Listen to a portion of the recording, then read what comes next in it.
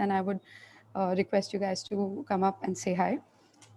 So the first speaker that I would like to speak about is Mr. Rahul Pagidipati. He is the CEO of Zeppe, India's biggest Bitcoin exchange. He is also managing partner at Aeon Capital. Rahul co-founded the Freedom Health, which is become the largest private health insurance company in America with an annual revenue of 1.8 billion US dollars. Anthem Healthcare acquired Freedom Healthcare in 2018.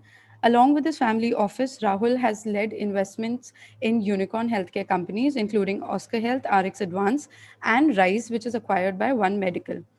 Rahul has an MBA from Northwestern School of Kellogg and Law of Management. He is a licensed attorney in the state of Florida and currently working as a partner at a corporate bankruptcy law firm. Rahul, please come up and say hi to the batch. Hey everyone, great to meet you. Really excited to be here. Thanks Vishy for kind of introducing me into this stuff. I've been a big fan of India, and I am Ahmedabad, so very pumped to be talking to you guys. I was in business school, I don't know, maybe about 15 years ago. So really excited to share what I've learned over the past, let's say, several decades. Welcome, Rahul. Thanks. Welcome, Rahul, and thank you for spending this evening with us. I just want to say special thanks to Rahul because it's 6 a.m. in the US right now, and he's still volunteered to wake up at the VRs and join us. Thanks.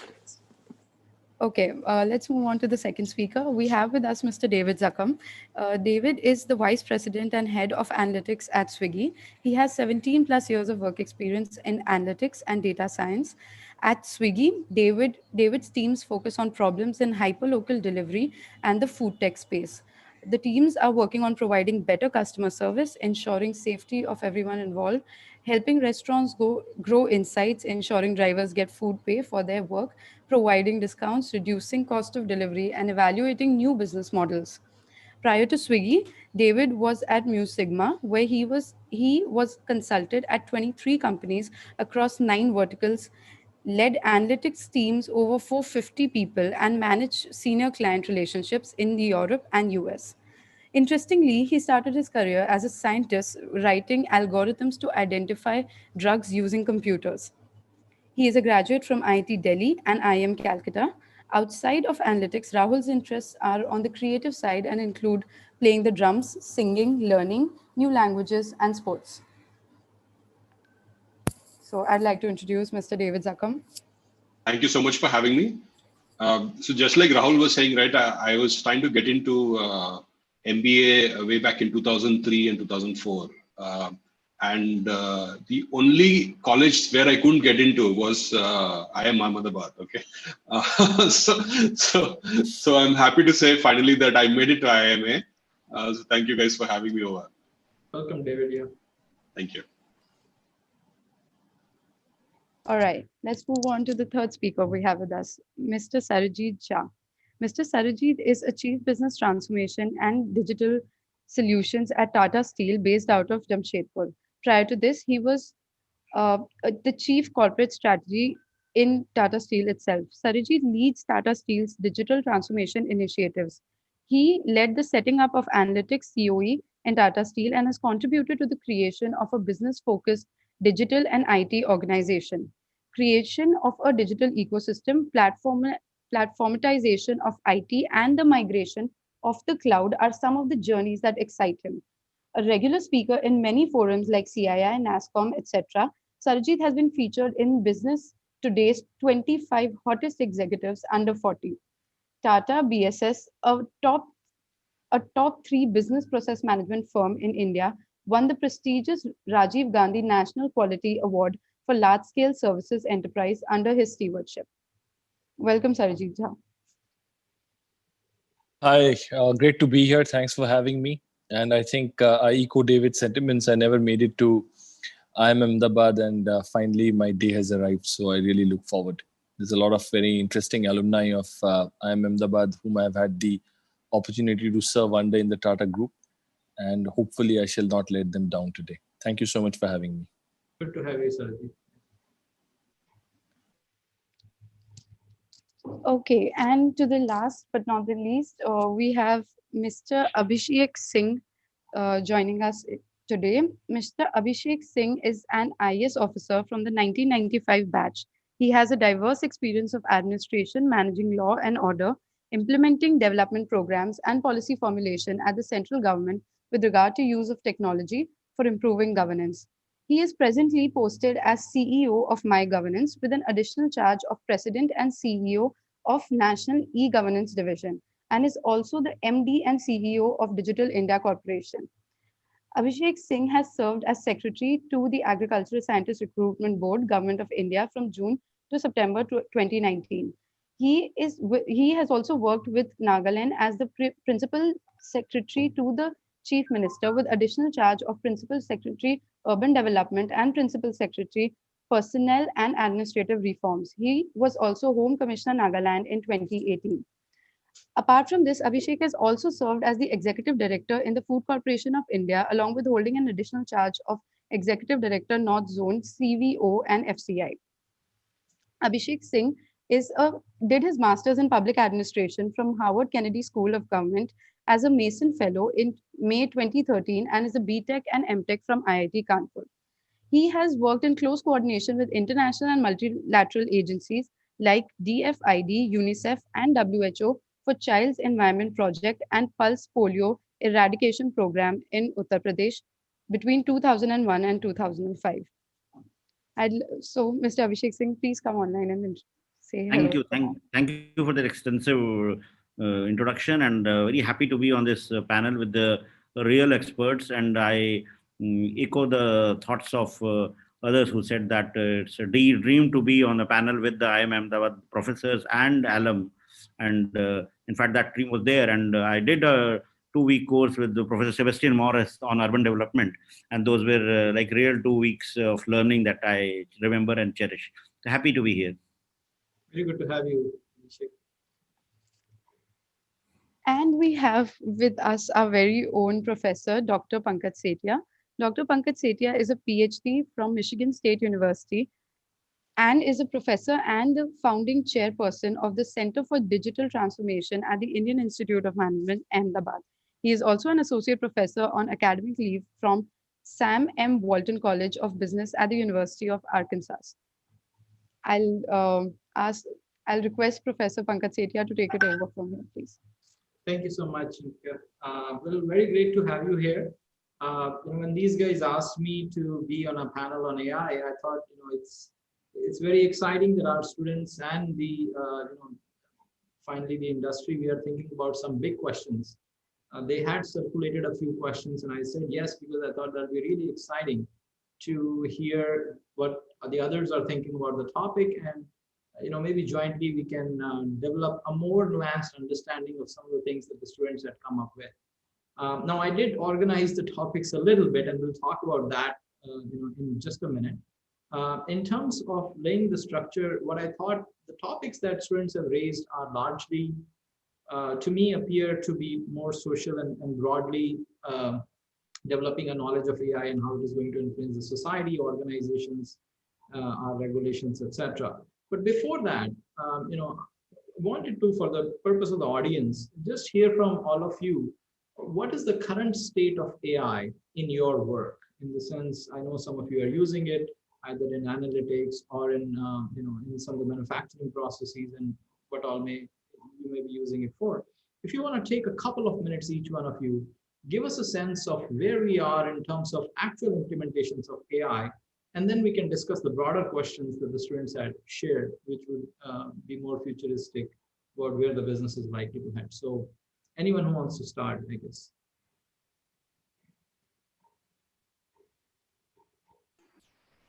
Okay, I guess I can start. I might be at one end of the spectrum when I say that at least at Swiggy, our work is pretty much impossible without AI. Okay, so it's a very core integral part of how Swiggy runs. Just for example, very simple things that you will see on the app, for example, are all run by AI. For example, when your page loads, it tells you how long it's going to take for your food to be delivered. Okay, that's run by AI. which driver should pick up the order for you, which is also run by AI. Let's say there is an issue and you ask for a refund. Okay, is that refund request fraud or is it not fraud? Also run by AI. Are all customers equal? No. Who is more valuable than the other? AI tells us that.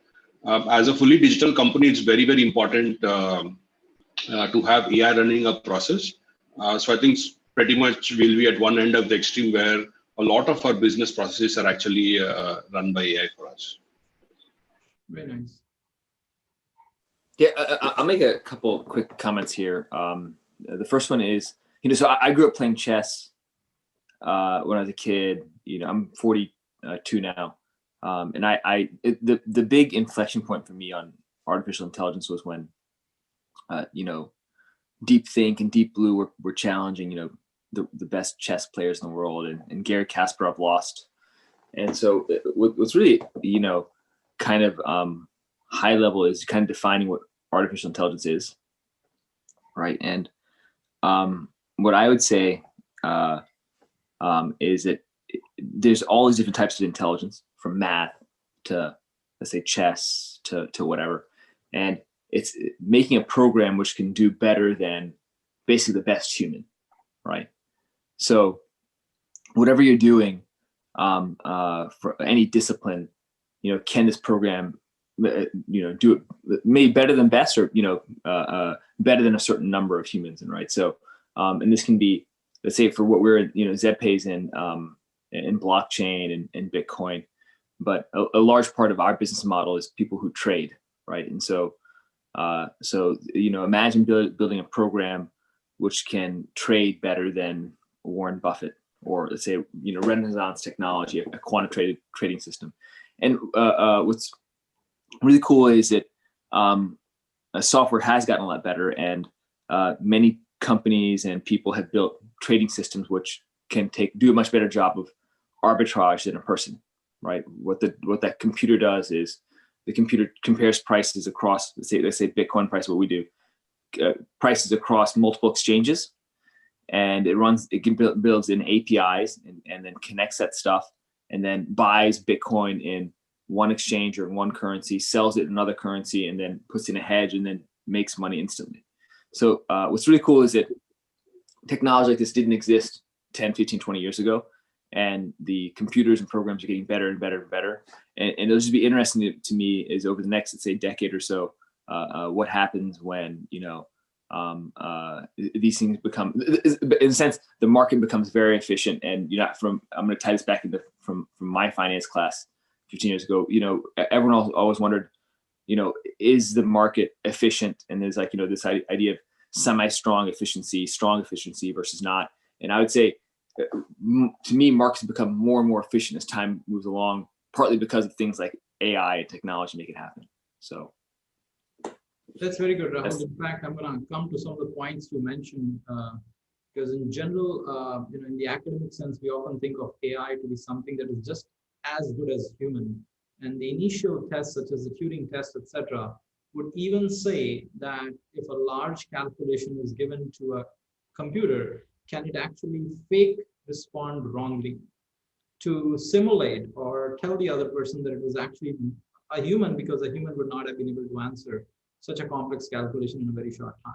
And so, but we're going to come back to that discussion of whether AI should be better than human or just about as good as human and others. And so whether AI should be just as good as human or better than that. But that's a very interesting point. We're going to come back to that.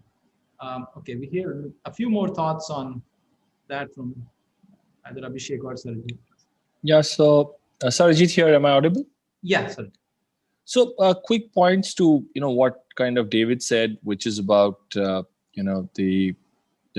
overall part that, digital native like Swiggy needs AI just about in everything to scale. And the point that kind of Rahul was making about which was the inflection point in the discovery of AI and in the journey of AI to him, and also how the efficient market hypothesis can be kind of used, and market arbitrage possibilities can only be located by AI and use cases thereof. So just to build on it, we in Tata Steel have got two kind of ways to look at AI. So we have a 4C and a 4D model. We say that whatever is dumb, dirty, dangerous, and dear should be done by AI or automation. And whatever is care, critical thinking, curiosity, and collaboration driven should be done by humans. And that's where going forward, we will continue to look at tasks in that sense. There's a lot of data available which says that anything that a human being can do under 5 seconds today, current technology can take care of it. Some of you may have heard of the McKinsey research, which said that it was 44%. Now it's gone up to 52% of the tasks today in the entire world can be taken up by AI. And there is but only 5% of the jobs can actually be taken off by AI because of the way the components stack in. Which is where the point of learning from the best and beating the best point that Rahul was making has large amount of significance. The second thing that we have is we've kind of come up with a model called scale. So we say that what do human beings do? Human beings sense, which is the points that is being made, which is, has the packet been delivered? Where is the packet? What needs to be traced? That can be through computer vision, that can be through sensor data, that can be through IRS satellite data, that can be through socioeconomic data that Abhishek and the government produces, etc. And how do you bring it together? Comprehending, which is making sense of all of it, which is where the right algorithm selection, etc. comes in, and acting on it, which is, in our case, in an industrial setup, it can be telling an actuator to increase the gas flow to a machine, or it can be telling a particular delivery guy that you're 5 minutes delayed and you may reprioritize this particular delivery to that one, which maximizes the customer satisfaction outcomes for a Swiggy, say. And then the human beings learn. So there's a lot of learning that goes on, whether it's going to be supervised or unsupervised or semi-supervised learning. And last but not the least, human beings experience. So the acronym SCALE, SCALE, unfolds as sensing, comprehending, acting, learning, and experiencing. And if you're able to guide that to a task, then it's AI deployable or not. And of course, there is the pre-filter of the 4Cs and the 4Ds that I just shared. Thank you. Thank you, Sarojit. Very nice. So, in fact, thanks a lot for the insights from Swiggy and from what Rahul said and Sarojit said. A lot of it is very much applicable in all that we do. But when we look at the government, what we have been trying to see in what ways we can leverage, number one, the data that we have and the analytics that we can run on that data to build in models which can help people and ensure that AI can be used for improving governance and for improving delivery of services. One example that I would like to cite, which we recently did, was once the COVID came and like February, March, MyGov especially started supporting Ministry of Health for COVID communications. So initially, it was a lot about like explaining simple terms which are not part of the lexicon, like quarantine and social distancing and all were not understood in the month of February. Now it's common, but it was not. So we did a lot of graphics and information with regard to analytics. We ran about who interprets what in what form, and then we try to target different users using data and kind of engagement that people have on social media and other platforms. Then what we also did was that we did build an AI chatbot on WhatsApp and also on our portals, which allowed people to query simple things about COVID, and they could query in any, not a menu driven one, but they could query in English and Hindi. And the sequence of questions could be different. So what we did was that we mapped what are the people, in what ways people can ask a question. The answers will be given by the system that we did, and we kept on improving the tool as we went forward.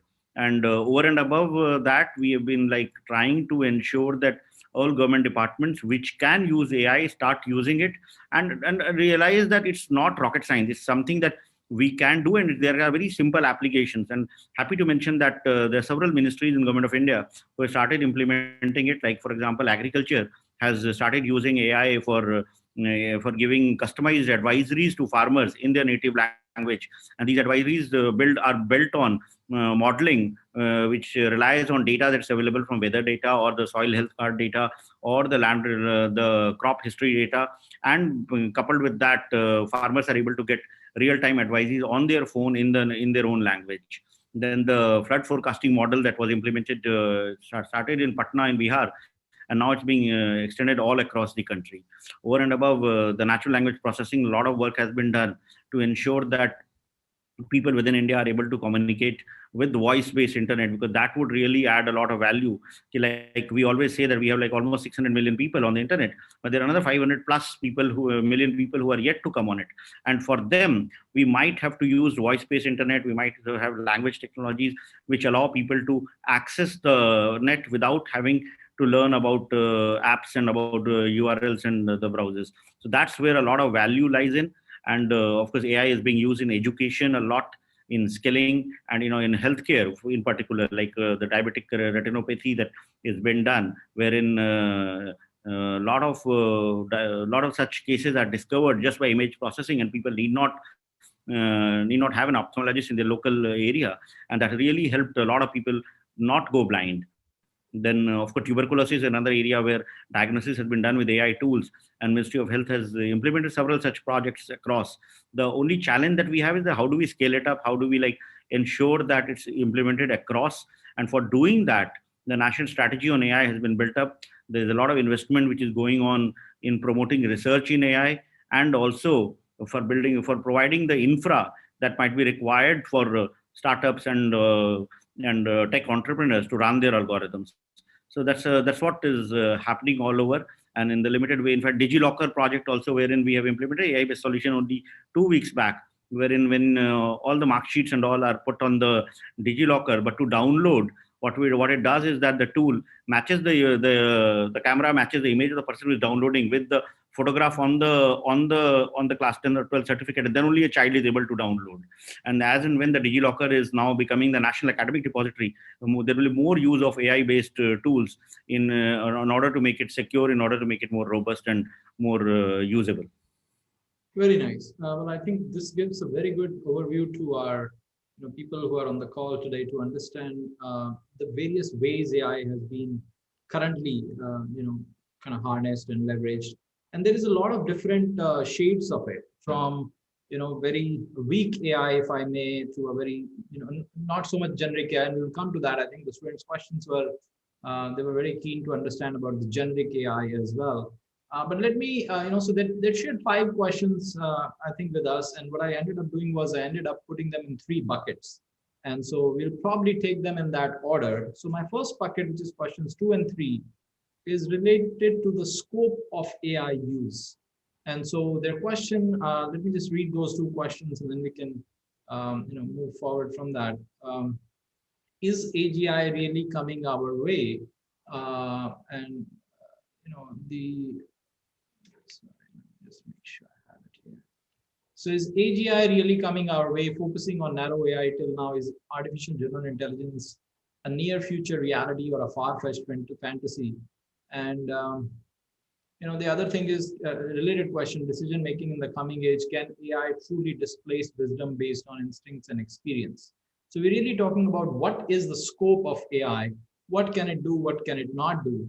And related question they had was rising importance of computational skills. Will more subjective disciplines like fine arts, music, and creative thinking survive the AI onslaught? So they're also saying it's almost an attack, and we'll come to some of that later in the second part of our discussion, where I talk about effects on human labor and jobs and how should we think about it. But just to begin, the big question, the big aspect the students are sort of were keen to understand, it might be interesting for a lot of people who are listening to this session, would be, well, is artificial general intelligence? And just to lay that a little bit more there, when we talk of weak AI, we are talking about anything that could be as simple as a regression to, so for example, I think, David, you mentioned some of the things in Swiggy, when you are, even deciding, who the driver should be, or, on the website, who will get in and all that. Some of those algorithms can be done through algorithms that are known, while more general intelligence AI, if we talk about, will be an AI which is so sophisticated as to have its own mind and consciousness. Some of those things that you see in the more popular movies, where we are thinking that a human, a robot has actually acquired a higher order intelligence, which you typically associate with a human being, getting to the sense of understanding what does it mean to be conscious and aware and have their own mind and have their own thinking around things. So that's a very strong AI kind of theme, as opposed to a weak AI, which might be very sufficient even for running some of the models, as Rahul was mentioning. Some of those models for training, for example, although some of them could involve a lot of deep learning and neural network based implementations, yet the kind of decisions that are being made could be some things that are more routine, in the sense buy sell decisions of that type may not be really about consciousness and general mind. So to bring the topic to the scope of AI, where do you think, or how do you think artificial general intelligence, will it evolve? Will it come to the level where we would see in the next few years, or is it really a fantasy that is seen in the movies, as students had questioned? And can it really displace the instincts and experience that we associate with human beings? I'll make a quick comment here, just and then open up to the panels. So, when I used to love this stuff as a kid, right? A lot of movies talk about, intelligence from, Terminator 2 to Terminator to Matrix to, the Avengers and all these things. When will computers, in a sense, come and take over and wipe us out, right? But the really cool thing for me was, and I'm sure the panelists know this thing called the Turing test. Yeah, it's named after Alan Turing, who kind of hey, how do you define this stuff? And he had a very simple thing that basically, when you interact with the program, it's very hard for you to differentiate whether that person is a human being or not. And my view is that in many ways, AGI is here, right? The internet is connecting. I think computers, you talk about neural networks and how the computers are all connected, and the internet is a big part, in a sense, of AI. And I think using things like Siri and Alexa, my son is funny. I have two boys who are 7 and 9, and my 7-year-old, whenever he has a question, half the time he doesn't ask me, he goes to Alexa and asks Alexa. It's like, Alexa, how tall is Mount Everest? And it pulls it up and tells him exactly. Versus me, I'd be like, I don't know, 30,000 feet. But it tells him, the exact number, which is more accurate than mine, right? So, but my point is that it's partially there. Well, to that, I would just like to add that while it does seem to be that it's already there and a lot is being done, but in the same example, if, for example, you ask Alexa a question, but if the next question is a follow-up of the previous question.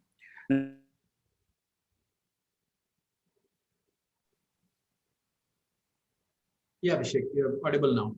Oh, sorry. So what I was saying was that on the same analogy and the same example that he gave, that while it's when we ask Alexa or Siri individual questions, they are able to answer.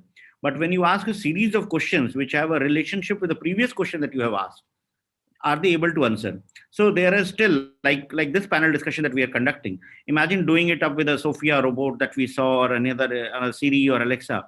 So they are there to some extent, wherein any information or anything that we ask these machines, they are able to answer.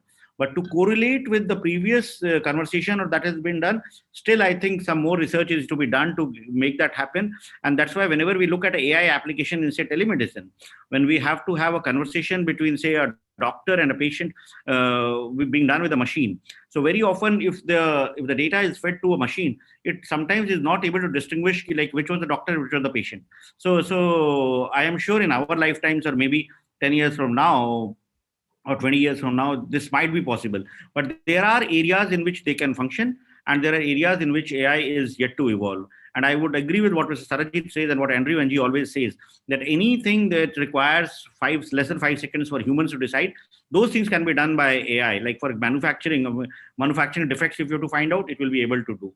Similarly, for Swiggy, the example that David gave, which rider to allocate, it will give. But will it be able to also check whether the person who had ordered had some complaints about the rider who was doing that?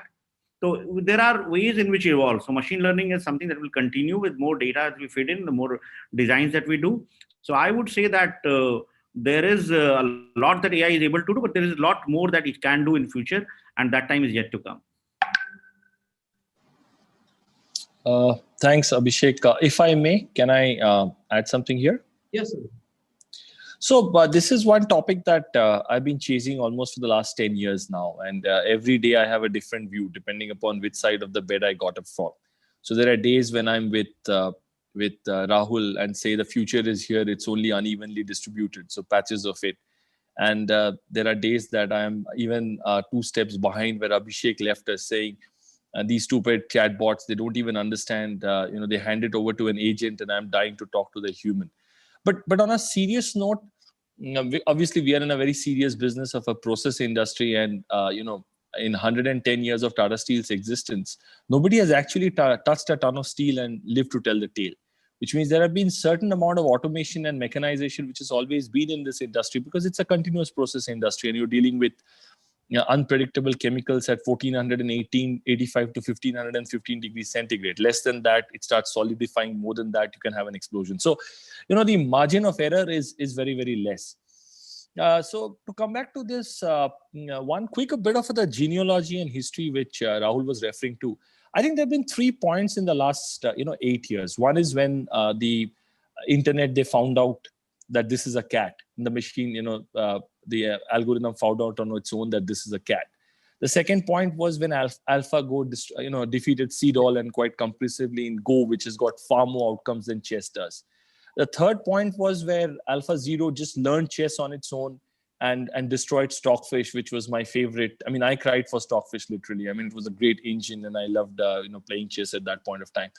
And the latest is what GPT-3 is doing, as you might have followed the news. That's taking about 175 billion inputs rather than the 117 million that its earlier avatar GP2 was taking. So, and we at Tata Steel are realizing 2 things, and I get challenged on this. We don't believe in general AI. I mean, that's more to do with singularity and when that will come. You can say 2027, you can say 2045. You can enter into a long debate as Andrew Ng and Elon Musk does, but obviously we don't make that great. But what I can say is that we are really at a very, very nascent stage of narrow AI. And that's measured by the fact that it takes us humongous amount of data scientists to build a model. It takes us a great amount of time to deploy the model.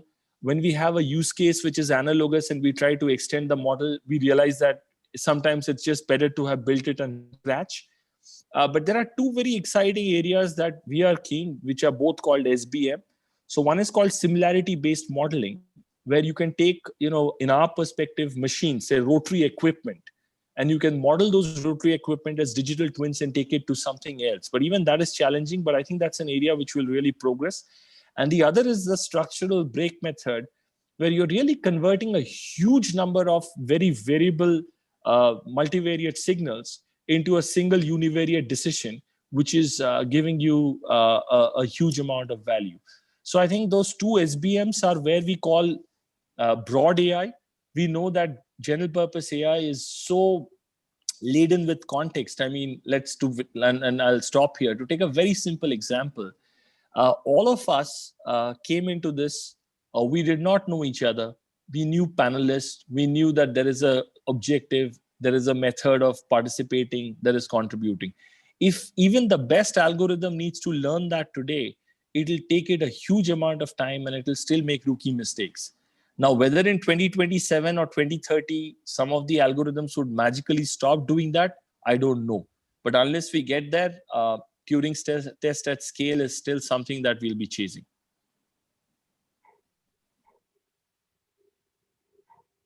Right. And David, you were saying something?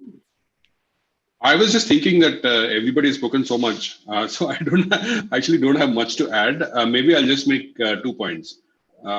First, if you just go by the purist definition of artificial general intelligence, which is, can a let's say machine learning algorithm pick up things which pick up anything that it wants to pick up, like a newborn baby, right? You can teach the baby Hindi or French, or how to shoot an arrow, how to play tennis, how to play chess. The baby is able to pick up any of those things. Can an ML today pick up any of those things? Absolutely not. Like what Sarajit was saying, it's rumored by 2030 we'll probably be able to have something like that. and science fiction, people will tell you all you need to do is teach an AI to build a better AI. That's all you need to do, and if it's successful, then you're done for. Okay. And Facebook has some of that. So from that perspective, right? Can a can a machine learning algorithm that picks up French also play chess? Absolutely not. Okay. The example that Sarajit gave is AlphaGo, the computer that played Go. I was actually able to pick up chess, but by itself. But can it pick up another language by itself? We're not very sure. But researchers say that maybe by 2030 plus, we'll have some form of artificial general intelligence. That's one thing. The second thing is I want to say is, despite all of that, right? There is an amount of wherever things need judgment, wherever you need care, compassion, wherever you need ethics. Okay, these are things that AI today is not able to do.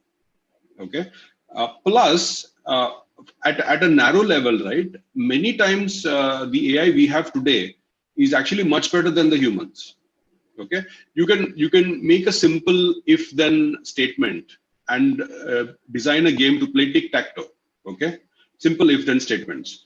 It'll be the best one in the world just by how you made it. It might be a very simple AI, but it's probably the best, and it will pass a Turing test for that specific use case. Do you think you're playing against a human? Maybe it will. Okay. So the point I want to make there is it's not really about Turing test or not, or the benefit or damage of that particular artificial general intelligence. There are very sophisticated, highly effective, narrow AI available today. Okay, so any good and bad that the world can get from the AGI and the Terminator world is already available today. In many of these narrow AI, they're really smart. Okay, so what I just want to encourage people to think about is, don't wait for that day to come when we have AGI available. Many of the good things that you can get from AI and the bad things that you can get from AI are already there today. Okay, and I would encourage all of us to start that discussion of when not if AI gets better or when AI gets better. AI is better than humans in many ways today. Now, how do we build that world when AI is better than humans? So that's something that I want to encourage people to think about. David, I think you picked a very interesting, point and a very good way to look at it. And indeed, some of the things that I think everybody has talked about. AI is better than humans in many things. And going back to the Turing test was actually about whether you can go into a room, chat with two, sort of on a console, and not find out who the person on the other side of the wall is. And it goes to the extent that again, so philosophically or more thoughtfully, the example I gave earlier, it even said that if a very complex calculation is given to that particular bot, it should reply wrong if it is to reply very quickly. And the idea is that it should fake that it is human because human cannot do it. And the reason I mention that is that there is really a question about what do we want AI to do? Do we want it to be smarter than humans in some spheres? And we don't want it. So if it is to run or operate aeroplane for that matter, we know that those systems can get very complicated and sometimes beyond human thing. If the data is large to, let's say, assess how much is the cloud and pressure and everything else in the environment and where should the best route be. And if you have to make that decision very quickly, a system which is AI driven might be better. And that's why a lot of those planes fly on autopilot these days, or with the large support of autopilot systems, etc. And so in many spheres, AI might be better. And the question is, well, where exactly do we want AI and how? And maybe, I think, David, you've kind of taken us towards that direction as well in your last comments. In some domains, AI is better and will be better than humans, and it should be. But then I think the question, and it leads us to the next one, which is where I think a lot of people are sort of concerned. What is it that AI can do? Can it take over subjective tasks? Can it take over tasks that require experience? And I think one of the exact question was, can AI be taught more subjective disciplines like fine arts, music, and creative thinking, etc. And I think there is a general consensus or a concern, if you may, amongst a lot of people who see AI as a competitor in that space and not really as a complement or as somebody who would support us, but something that would destroy the good things that human have. So, any thoughts on what is the scope So of I'll just subjective? So I'll just make another 2 points there. First is which field is it good to be better in versus which field it's not good to be better in. That's not a question we should be asking because that's not a choice we have. Okay, irrespective of what field it is, AI will slowly get better over time. Some fields it might be better than humans. Some fields it might not be better than humans. But that progress is not a choice we have. It will just get better over time. Okay, so that's something we have to accept and then live with it. Okay, the second point I want to make is so back to I'm just forgetting the second point. Okay, I'll come back to this. Okay, why don't I skip for a minute? Okay. Other thoughts on that? I would just like to say is that again, picking from what David said, is that the key things with regard to whenever we have to take a call on what AI should do and what AI should not do will require something like a code for ethical AI. Like very often machine learning algorithms, if we use it just in the way it is, like plain data science giving us modeling, giving us predictions with regard to that, many of the biases which have existed for long in our society, whether it's race related or gender related or caste related in India's case, that may get amplified with the AI based model if we do not bring in the learnings that we have over the so many years and try to ensure that the AI based tool should not accentuate the wrongs that we see in our society. So that's where the code for ethical AI, that's where the thought for responsible AI comes in. And then the other thing would be like what to do and what not to do. If we look at the kind of AI which is being used by many of the social media platforms today, and the kind of things that they do, of course, their business is targeting ads and increasing the revenues. But is it ethical for them to listen to our conversations and then throw ads, which all of us are experiencing? We are reading about it. So when we sign up for a service, for example, on Instagram or Facebook, we have not signed it for them to listen to us when we are not using the app. But when we actually use it, they are using AI tools in capturing any conversation that is happening and then targeting ads on that. So that is something that needs to be regulated. That's the thing. That's something we need to think over. Even if AI can do something, should it be doing that? And so Abhishek, I want to stop you there because I have a last section on this. I know this will go long if we get into this track, and it is important. So my last set of questions are on responsible use and governance of AI. So I'm going to stop that conversation for now. But what I really wanted to say is that in terms of technical potentiality, does it have the ability to simulate? And I think, so the question did say whether finer arts and subjective experiences and music and other things can be done. Although having said that, I would also note that it has already been done. Not just it can be done, but it has already been done. ABB, I think, did a music orchestra in one of the, and you can look up, it's on YouTube video. I've shown it to students many times in the class, where they had a robot which could actually conduct the whole orchestra. And so some of those things which we would originally associate with finer things such as music or more softer or subjective faculties of human mind, not so quantitative technical, perceived to be not quantitative technical, actually have been lent or championed through technical and quantitative means. So to some extent that territory has been done, but I think what students were really keen to understand and what might be good to hear is, where do we think there is a boundary, or is there a boundary for what AI cannot do? And so that will later then bring us to the discussion on what we should not allow it to do. Right, so we'll come to that, what it should not allow or what it should be allowed to do. But is there something that it cannot do? Let me put the question there. Yeah, I'd go with Sarajit's 4 C's. Sarajit, why don't you go ahead with that? No, go ahead, David. I'll listen in. No, I was just going to ask you to say that because your 4 C's were very good. Yeah, so just to repeat that, I think, wherever you need care, which is human feelings and human consciousness to come in, which AI by definition today is devoid of, wherever you need critical thinking, which means that thinking beyond what data sets already have there. So, ultimately AI is only doing two things. It's either doing classification or prediction, or both of them simultaneously. So when you're having to have critical thinking, it means you come up with the right question against a problem that does not exist, rather than the right answer for a problem that you've been asked to solve, which is two very, very fundamentally different constructs.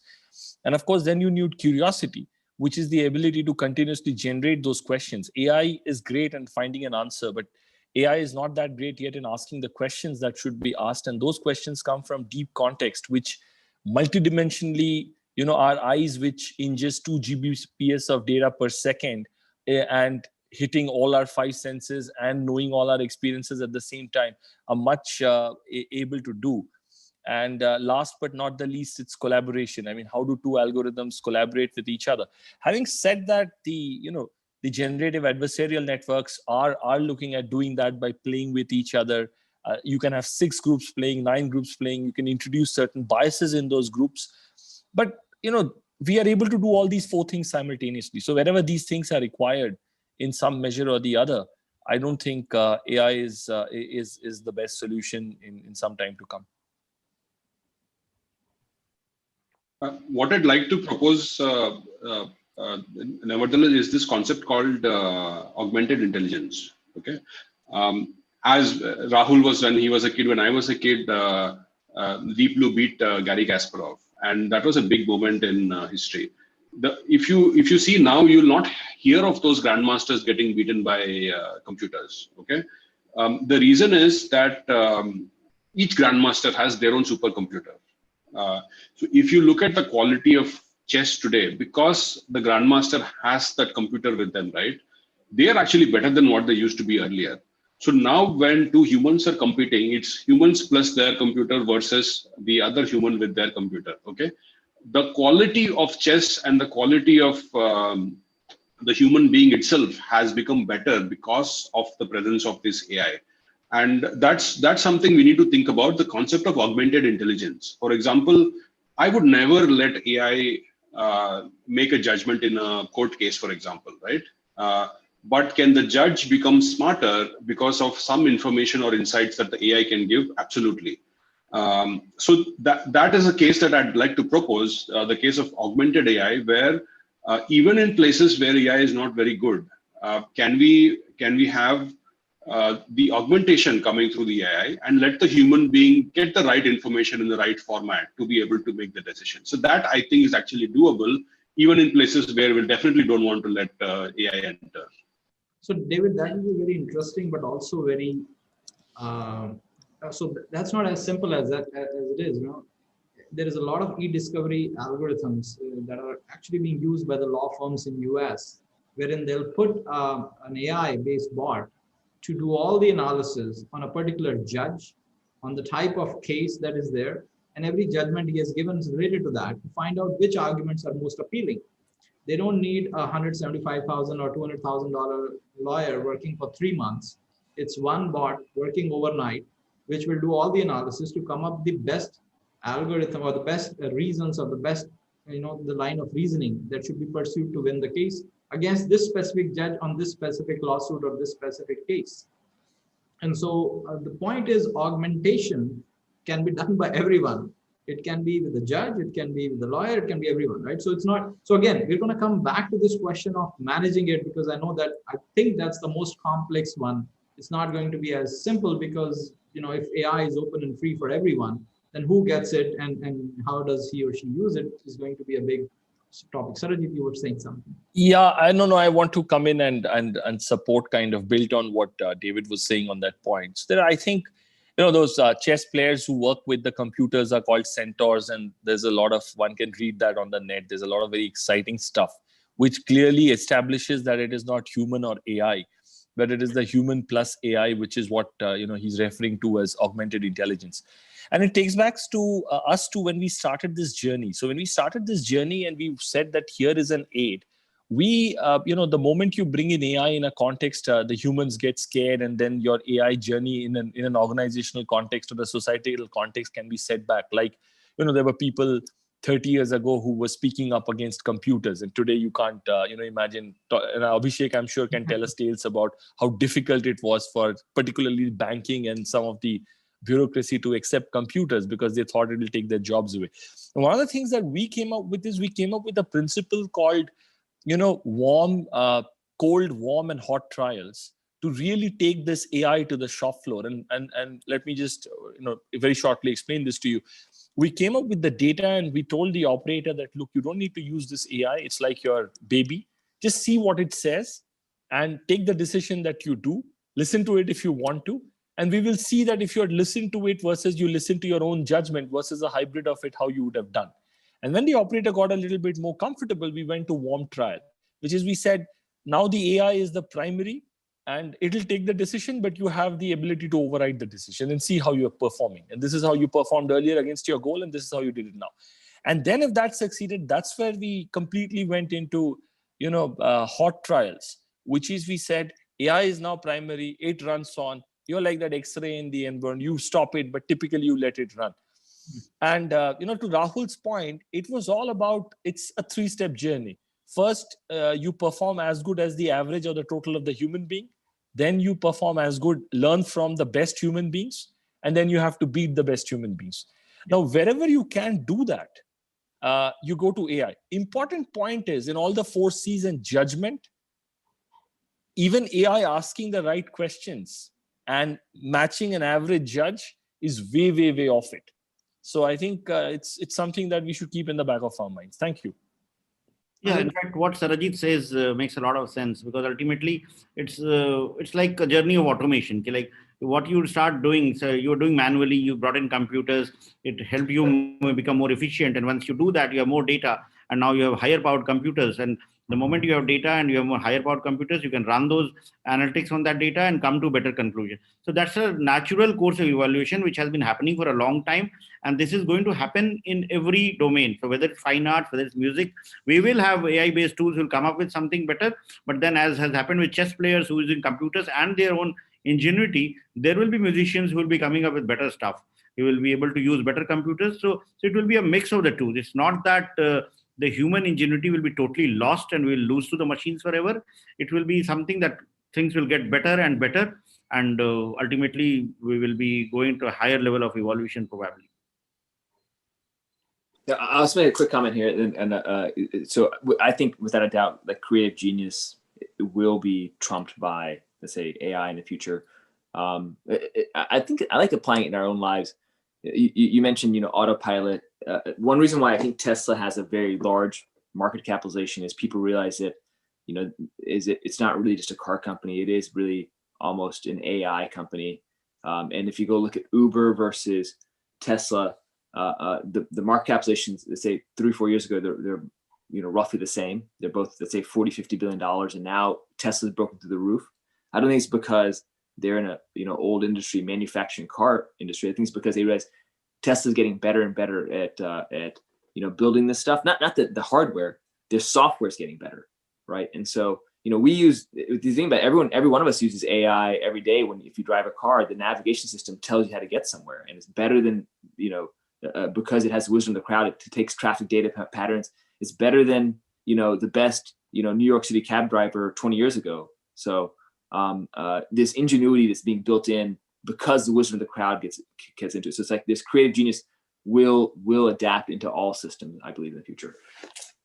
I think those are very good points. Those are all very good points that have been. So let me give a little bit context to where I think the concern is, and it's not new. Even in the case of computers, like has been discussed. This concern was always there, not just in India, also in US. Economists earlier countered some of those things by saying, this is a Luddite argument. It was a famous term in economics. And the idea is that, some of those famous, economists would say that if you really want to create employment and if you really want to worry about jobs, why don't you give people spoons to dig the land? And why do you need extensive machinery? You'll create more jobs. It'll take longer. So the idea is not to be inefficient. The idea is to use the most efficient means. Having said that, some of those economists now are concerned how to organize it, because it seems there is vast displacement of labor. And so the idea is not that it can stop. In fact, even when ATM machines came, there was a lot of concern that it will take human jobs away. And all we have seen is the banking industry has actually flourished much more, because you could focus on other types of needs that people had from the banking industry. And so the idea is human evolution, I think Abhishek was mentioning, will happen as more and more individuals free up their time to focus on things that are of higher order. The challenge is how and where do we focus those energies? And so it's not, the AI will come. Technically, it will be stronger. It is stronger in many ways. And the question then, I think, this is probably a good point to move, where the next question they're saying is, what is the quantity and quality of people we need for the workforce of the future, as more and more mundane tasks or more and more routine tasks are offloaded to AI? And I would just add to this question a little bit. This was the original question, but a lot of the domains, a lot of industries are changing in terms of what the workforce is expected to do. Even in the sort of industry for creating designs, people you have been using. This was CTO of Autodesk once mentioned that they are creating hundreds of designs for when it would take one design would take 100 hours to create, or many hours to create. An AI-based system can create an automatic design and offer recommendations to their clients. They can pick what design they like, not just wait for a designer to take hours to make a design for a house or anything that they want built. Now, when AI does it very, very quickly, what does the designer become? The designer might become the curator of designs, or the designer might be the one who's more into human-based assessments or something, right? So some of those things, when AI takes over some of the competencies that traditionally humans had to possess, what are the competencies that humans would need to possess? And Sarajit, you might have given some answers to that by saying things that require compassion and all that. But then are we all saying that humans would just be good, or humans need to be trained to be good at being compassionate? Is that the only thing that we need, or are we? So what is that competencies of the future? And some of those questions, I've heard a lot of people who are worried about teaching their kids. A lot of them have talked to me and said, we've decided to go to Montessori schools and things of that nature, which may not require traditional education, because 25 years down the line, 30 years down the line, when my kid enters into the workforce, I don't think any of these things would be required, right? So the question of what is it that the workforce would need to do, especially if you're thinking long term. Vishy, you have a point? Or So, if I may, I think there was a interview I gave, I think 3 years ago. I said my day job is to digitalize the world, and my night job is to worry what if I succeed. And I mean, that was not the quote, but you know how journalism works. I was quoted as saying that was said in a different context inside. But I think that whoever was the journalist who called that out has really called me out, in the sense that, so let's take numbers first. McKinsey says that there is 94 million jobs that AI will create and 85 million jobs that AI will destroy. Sure. I can say for a fact that those 85 million plus jobs will definitely disappear. Whether those 94 million jobs really gets created is what all of us, together with you as a professor teaching the people the right things, Abhishek as administrator setting the right context, and David, Rahul, and myself being able to really create jobs and drive our organizations in that direction, will have to deliver. I'm just saying that we are a cosmic, microcosmic representation of a larger macrocosm. And I don't think currently any of us are thinking about that.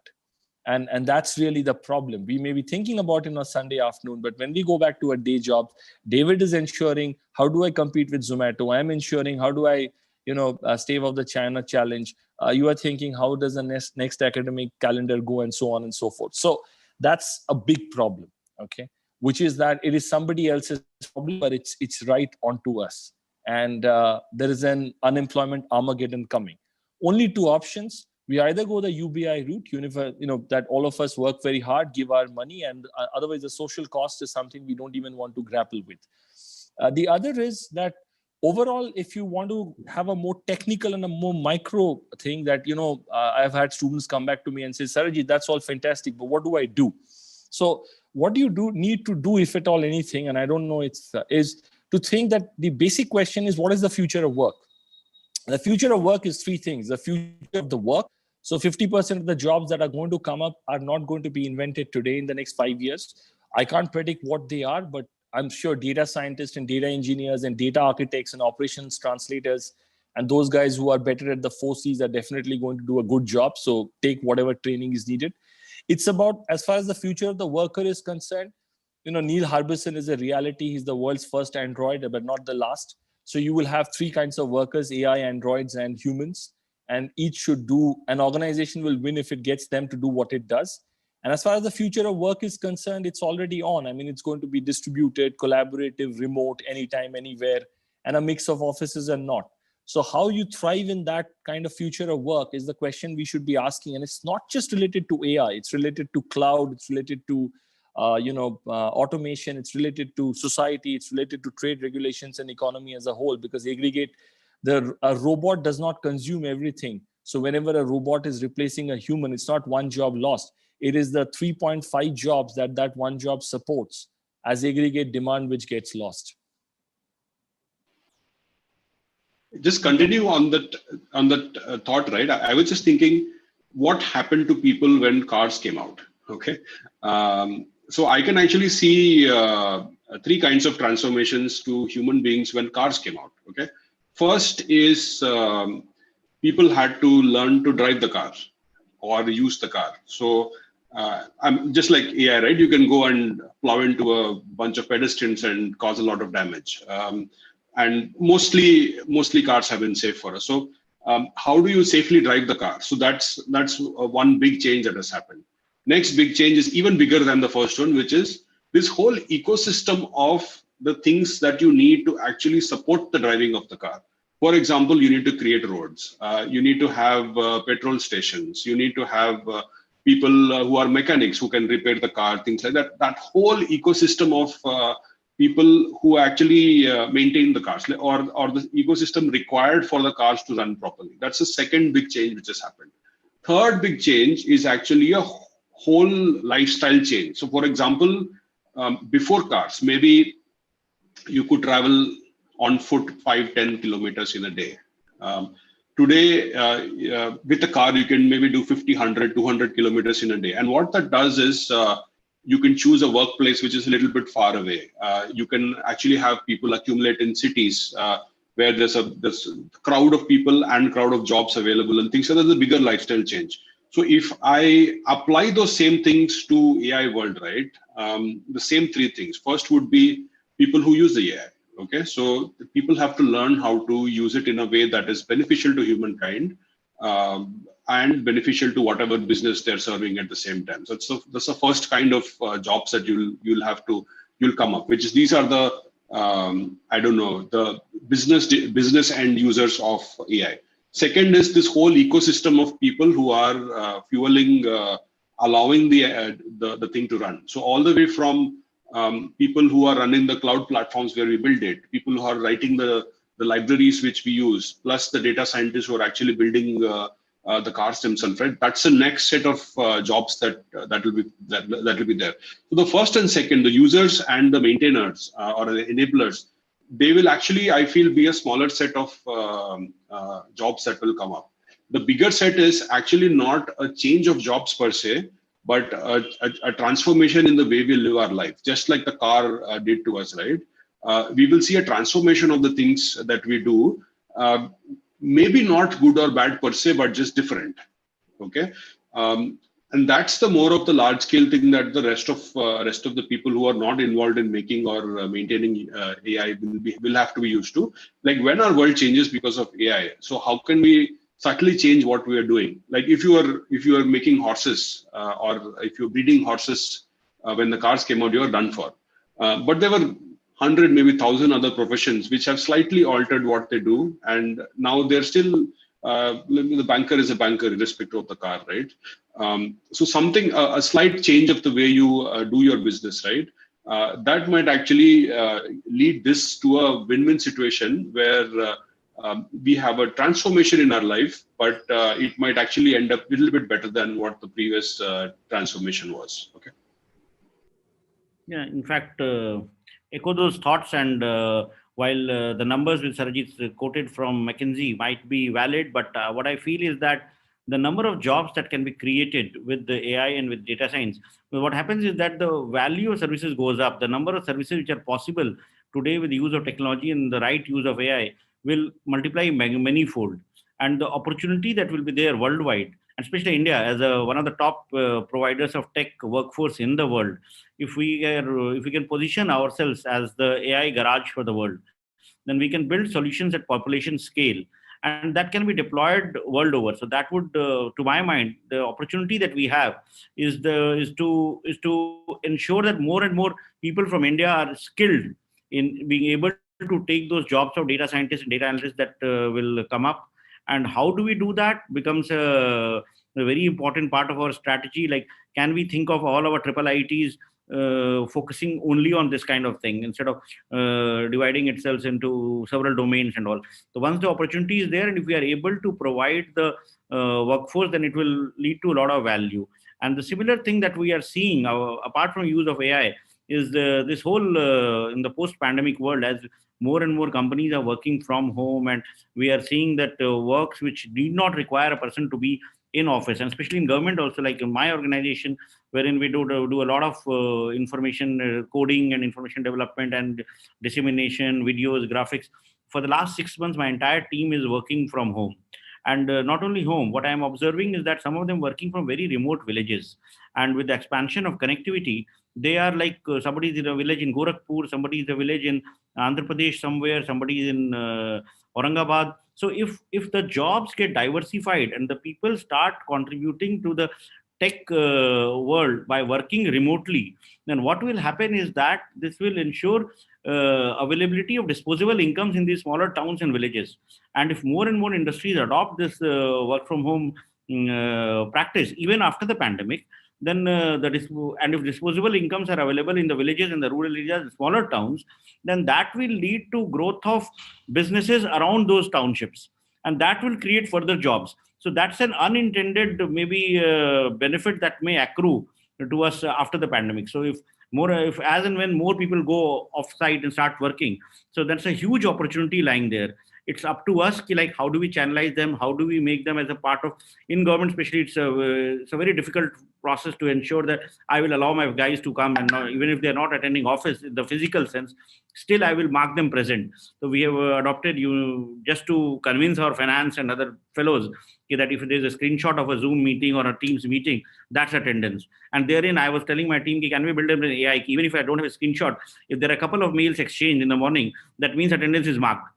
So the guy is working, the outcome should be there, and then it should happen. So it requires a attitudinal shift, especially in the government, and I'm sure in many of the bigger private companies also. And once that happens, the gains that can come from this technological progress that is made in the field of AI, and very soon, if we can talk of blockchain or IoT and other stuff that's going to come, it will be immense. It's the right time for us to position ourselves to be the back office for the world for providing these solutions. And if we are doing that, I think we will be in a much better position, and most people who have menial jobs right now will move up the value chain, and that will add to the value that we can create as a nation. Yeah, let me, sorry, Rahul. No, ditto, because I know there's lots of stuff going on. So I think what other panelists said was great. So. Yeah, I just want to make one comment. There's been a lot of research and I've been part of some of that, in my academic career. One of the findings that has kind of stayed with me, and it's pretty unique, is that you cannot use a tools view of technology. And by a tools view, we mean something that was created by an engineer, intended to serve a certain purpose, and it actually did that way. Whenever a technology goes out into the world, it gets embedded into a context, and good organizations, good managers are able to leverage it through complementary and complementing um, initiatives, governance mechanisms, practices, and ideas that help bring the technology to its good outcome, or whatever is a good outcome perceived, or by the user, not so much by the designer. And so I think that perspective, I'll just kind of give on this idea of having technology, like Abhishek was saying, if you have AI, and David mentioned about cars, both seem to be doing the same job. When cars came in, suburbs came up in US because people could travel, like you were saying, David, earlier. That happened. And so with AI, if you can get it into the rural areas where we in fact might have deficiency in roads and infrastructure and many other things that might otherwise inhibit the ability of individuals to work from distant places, if we can use the telecommunication infrastructure and the prowess of AI to do monitoring, if you may, Abhishek, if those are concerns, or do a formal set of practices and governance mechanisms which can enable working from remote areas, let's say, not displacing people from their habitats and so on, and yet giving them the comfort or their ability to fulfill their desire to work and achieve things they would like to do. One more quick comment on Sarajit, and then I'll move to the last point and maybe take a couple of questions after that. Universal income, I think, Sarajit, you mentioned it briefly and we didn't talk much about it, but that is some topic that I just wanted to hear your thoughts on in terms of, there have been referendums in some of the European countries and people have voted against having universal income, which means people inherently have a desire to get paid for the work they do and not just get paid. But having said that, there have been other arguments in US from some presidential candidates who have said that, well, why do we have a person start from zero? Why don't we start them from $1,000 or something, which is the base income they would have, all of that. Everybody in the society starts at $1,000, and you can fight over and above that. You can work hard to make more money beyond that. So any thoughts on this universal income idea, which a lot of people in Silicon Valley and other places have mooted to say that that's something that we should do and let people just hang out and do whatever, and we'll do the work with AI. Yeah, I was going to mention, so two parts on the connection. Thomas Piketty's book on capital and socioeconomic stuff. Without a doubt, I think AI, blockchain, tech is going to flatten that. And then what I think will happen is, because we are humans and we do have governance, is I believe there will eventually be a tax on. Yeah, it is. If my income can get taxed, why can't an artificial intelligence income get taxed? It will use that tax to basically pay for everything else, right? Yeah, and I absolutely support Rahul on that, and because that takes care of the problem of aggregate demand. And I think taking the point that David and Abhishek were making about the there are three issues to that. One is when the automobile came in and destroyed the horse carriages, the jobs that were created by automobiles were much dumber than what the Wright brothers or anybody else or say Ford had to do, which means that the jobs, when dumber jobs were created, dearer jobs were created, and a lot more jobs were created because the construction industry which builds the road, the steel industry that built for that construction industry, the cement industry that was created, the entire amount of evacuation industry that was created, the amount of automobiles that were created to build the road, which is all the excavators and everything else, far more compensated than over a factor more than the automobiles themselves. The suburbs that was created even had greater intensity, and you had to mine cement and steel and everything else. So the entire mining industry got created. The mining industry had to be supported, so you got more computer industries and other automation industries that got created. So unless that same multiplier happens, and I don't have a line of sight to it, those 95 million jobs are not going to come, or those, as it is. So I think that's a very important point. And it's not sequential. I mean, the jobs that are getting displaced today are much more dumber than the jobs which are getting created. And that's the reverse of what happened in the last industrial revolutions. Because the last industrial revolution really was about making geography history by people traveling across. This is really making history geography by people not having to travel across. So there is a keen difference between the two. And hence, I think taxing AI and creating a universal basic income are the two, not the best, not the most efficient, but the two intermediate solutions that we should seriously consider. Well, all that I can say is that maybe people would not be traveling, but data would be. And if we go ahead with the kind of data that is being created with various kind of operations, and if data business units are created, and if data with those who have is shared with those who need, it can have that multiplier effect that you are talking about. Like for example, today maybe telcos or maybe a company like Google has a lot of mobility data. If that data is required, public entities in the non-personal data recommendations that the government has come up with, they talks about creating data business units. And if this data is shared by the telcos and a company like Google maybe with say city planners, and they have to decide on which kind of new transportation routes to make up and what kind of things to bring in, so it can create a lot of value there.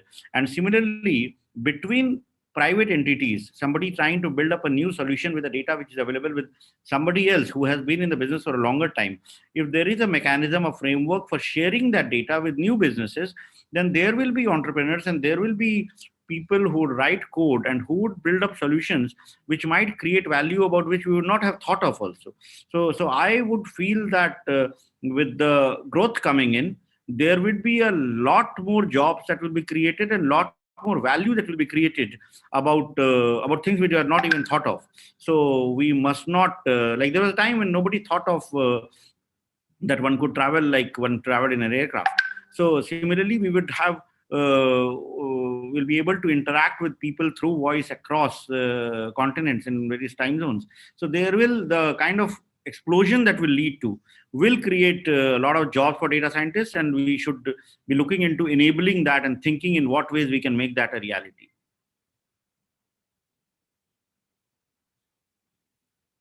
Any last comments or thoughts? I have a few questions I want to take, but maybe we can think of that, and we will end after we answer these questions. The really cool question is on the universal basic income. Is it going to be decided on a global scale, or is it going to be decided by by sovereign states, right? So you're thinking that it might only come. Everyone's always saying it's only government, but heck, Apple might eventually give basic income to people who use iOS, and Google will give income to people who use Android.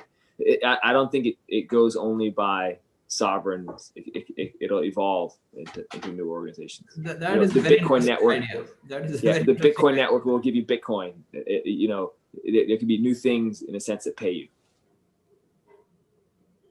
Yeah, if you can overcome even the global or the geographic national boundaries to think about humanity as one, and maybe that's a good place to end up in. If that is something AI can do, maybe that itself is a good outcome to get to. But yeah, okay. So let me then take a few questions that people have, and we'll wind up after that. One of the questions that people have said is, I think Shivam, and he has mentioned basically a lot of things, but his idea is that are we doing narrow applications of AI, something like a low-hanging fruit, calling it AI, where it is simple automations, and we are really not tapping into the real potential of AI, and actually diluting its significance for what AI can mean and be able to do by tapping into the low-hanging fruit and doing very simple automations through it. In fact, I think that's. I think that at any technology, that's what happens. At the very beginning, people do step over the easy solutions, but then as they conquer them, it'll get better and better, right? Yeah, in fact, in a way, it's right, but it's not that you can classify what is AI and what is not AI. So there can be very, very complex uses of AI, and there can be very simple uses of AI. So yes, it may be called as a low-hanging fruit, but anything that adds value in whatever we are doing, or makes us do something which is better, even if it is very simple or it's regarded as a low-hanging fruit, why not do it? But that doesn't mean that we limit ourselves to that only, and we do not try to solve bigger societal problems by better use of AI. So today we are doing basic diagnosis of diseases and all, like image processing, retinopathy and all, but there are researchers who are working on diagnosis, jaundice, diagnosis, tuberculosis with the sound, the way you cough on it. So there will be greater use of AI as we go ahead. So using the low-hanging fruits or trying the simple solutions does not mean that researchers or anyone else would not attempt the bigger ones.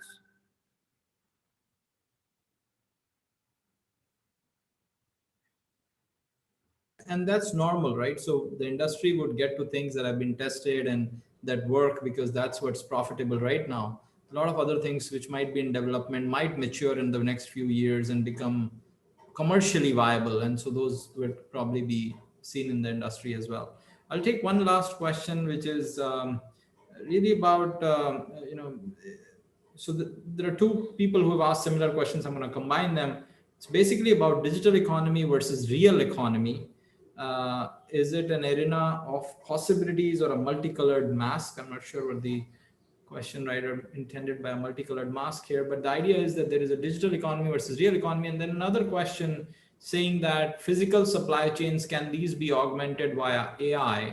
And we have excellent software products supporting supply chains. How will AI further make supply chains more important? And this question, I think, is important from Indian context more than anything else, because of the wide difference sometimes you see in the quote unquote real versus digital economy, in terms of that, or even supply chain, where some places are so inaccessible and so hard to get to and others not. So if you may, in whatever facets of it, even if you want to broaden it, share your thoughts on how these two economies or how these two sets of people are going to be influenced, or will there be, one of the areas of research that I have pursued is digital divide.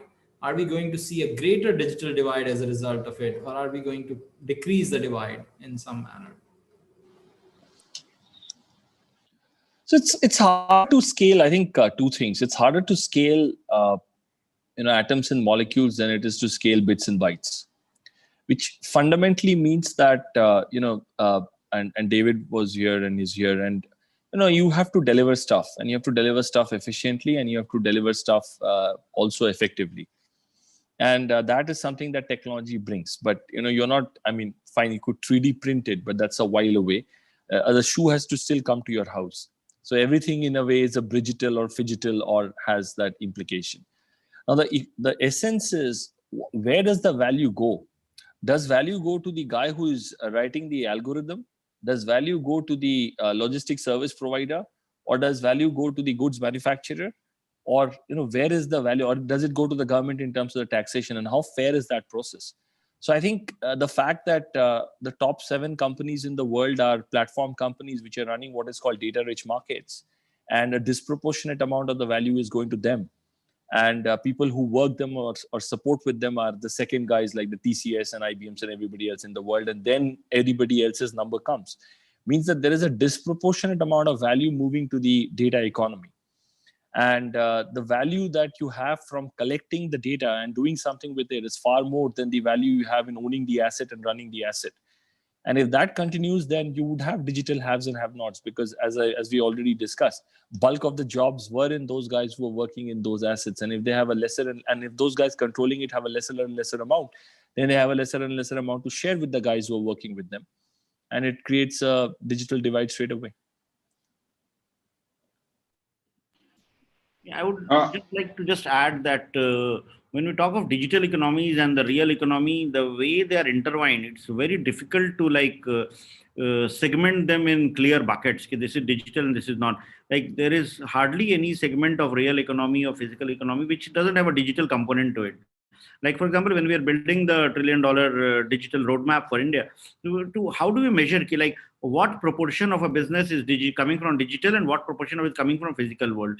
So that becomes a challenge. So it's not that something is purely digital or something is purely physical. They are interlinked and each one adds value to the other. As far as digital divide is concerned, yes, it's a reality. It's something that we are facing. The more and more we go digital, and especially when the government goes digital, and when we, like, for example, when we promote e-learning, the moment we do e-learning and the schools are shut and online learning is going on, it's very obvious that those who have access to digital devices and reliable internet connection, they are able to get the lessons. But what about those who do not have a device? And there are millions of Indians, kids who do not have. And even if they have, do they have a reliable connectivity? So digital divide is something that we need to address. It should not happen that whatever investments we make in the digital field benefits a small segment of people. How we do it? Yes, we are thinking of producing low-cost tablets, providing connectivity, just like electricity has been provided to every village. Fiber is being taken to every village in order to ensure robust connectivity is there. Digital health mission is going to transform, make electronic health record for all of us. But how do we ensure that those who do not have access to technology or do not have the ability to access, they are not left behind? So digital divide is something that we will have to address. It's not yet done, but yes, it's something that is on the top of the agenda. Just from a perspective of working at a company which is doing logistics, right? Swiggy is pretty much a hyper-local logistics company. We move physical things from place to place. I would say it is literally impossible to move stuff from place to place without a digital input or an AI input to it. It's literally impossible. And if I take what Swiggy is doing to other logistics companies, right, I would actually say that a physical supply chain, which is pure physical, doesn't exist. It has to have a digital component to it. And whoever is part of that supply chain is getting affected by it. Okay. The good thing about this is you could have the best AI data scientists in India working out of a single central place. And the moment that engineer presses a button, right, that best AI is available to everybody across the country because it's a digital thing. And that's the potential of the benefit of AI that we have, that you press a button and the entire supply chain across the whole country actually gets that little bit 0.1% better. And over time, that is a huge impact to everybody who's affected by that supply chain. Okay. Now, back to what Abhishek was saying, right? Not everybody is affected by that supply chain. The more we digitize the people across the country, across the world, right? Then they will be affected by the supply chain. So I would say there is a digital divide, but the once we bridge the digital divide, the potential of the benefits accruing to everybody is actually very high because you press a button and everybody gets the benefit of it. So our focus should actually be on bridging the digital divide, and then the benefits of the digital enhancement to the supply chain actually gets to everybody. I don't think there is a pure digital economy or a pure digital pure non-digital economy or a pure physical supply chain. They're all digital at this point of time. Our job actually, I would say, is to make sure that the benefit reaches everybody through bridging the digital divides. Set of thoughts, and I'm being told that our conversations are great, but we are out of time. And very nice to have you guys here. Thanks for coming to IMA this time virtually. We'll hope you'll come sometime physically as well. I mentioned to some of you earlier, I've just joined IMA, and one of the things we are doing here is starting a Center for Responsible or Digital Transformation with a sharp focus on responsible. So be a part of it. The kind of things we've talked about. Sarajit, you mentioned, we do think and work trying to address that. So we're going into that direction where we really leverage digital technologies for a better future for India and the world. And so hopefully you all will be part of that initiative and help support us with whatever ways we can.